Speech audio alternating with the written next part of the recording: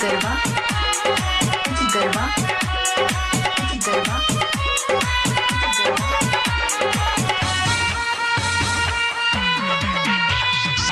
ससुराल गईनी जब पहली बार राजा जी घुंघटा हटैले हमार ना जनली कैसन होला मर्द के जात सैया के दर्द दिहल बहुते दुखात ससुराल गईनी जब पहली बार राजा जी घुंघटा हटैले हमार ना जनली कैसन होला मर्द के जात सैया के दर्द दिहल बहुते दुखात ससुराल गईनी जब पहली बार राजा जी घुंघटा हटैले हमार ससुराल गईनी जब पहली बार सैया जी घुंघटा हटैले हमार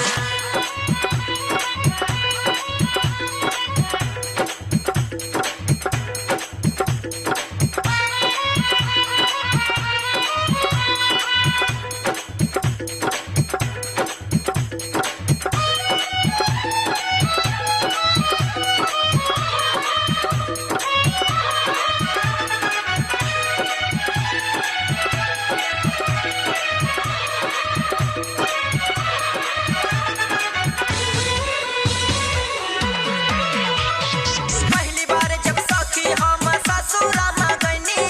नैहरवा में ऐसन काम कबो नहीं कैनी पहली बार जब हम सखी ससुरा गईनी नैहरवा में ऐसन काम कबो नहीं कैनी राजा जी के नहीं कुछ बुझात सैया के दर्द दिहल बहुते दुखात ना जनली कैसन होला मर्द के जात सैया के दर्द दिहल बहुते दुखात ससुराल गईनी जब पहली बार राजा जी घुंघटा हटैले हमार ससुराल गईनी जब पहली बार राजा जी घुंघटा हटैले हमार